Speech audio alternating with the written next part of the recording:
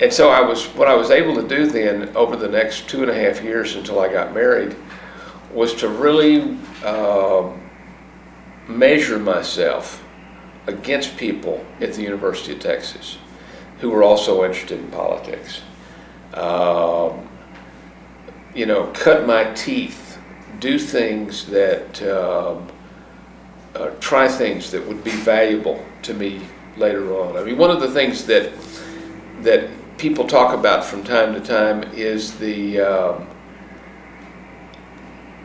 fact that political activity at the University of Texas simply duplicates itself in real life.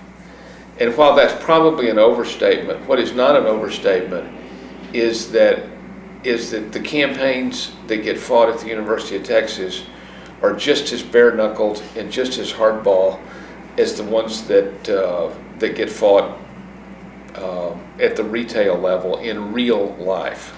When I ran for DA in 1982, my campaign for DA was namby-pamby compared to campaigns that I managed when I was at the University of Texas. And so those associations and those experiences, coupled with the parents that I had and the examples that they set for me, what their lives represented, I think really prepared me to do all of the things that I've done in my life, and I think more importantly, I watch people who seem to have difficulty deciding what they want to do, and who seem to be fearful of change. And I think the thing that I would point to as the most significant gift maybe that my mom and dad gave me was the belief that I should have complete confidence in myself and my own judgment. My mother spent her entire life, she's still alive and she's still doing it. She's 80 years old, but she has spent her entire life telling me that I'm special, And whether it's true or not, the point is that over time that message takes. Now, the net effect of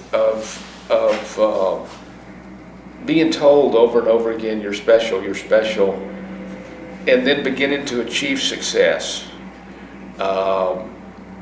in school, whatever, and more importantly, not ever knowing failure. One of the things that I tell my wife that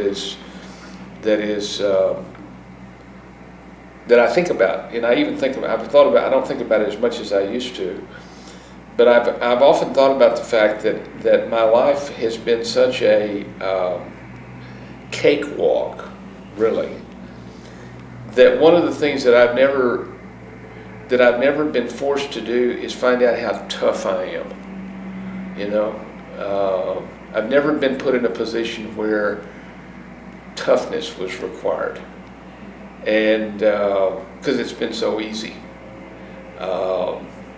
But as I moved forward, the point that I was going to make is that as I moved forward into what I refer to as the real world and started trying different things, there has never been a time when I've decided to do something or when I've thought about doing something and ever had any real fear or concern about whether I could do it, whether I would be successful, whether it would turn out the way I wanted it to turn out. That's a real, it's really helpful to always find yourself in a place like that. My wife would say that what it often does is it produces a lot of madness too, because you do some goofy things, and I have. But if you do something that's goofy, you acknowledge the mistake, and you go on. You do something else, and that's really not hard to do.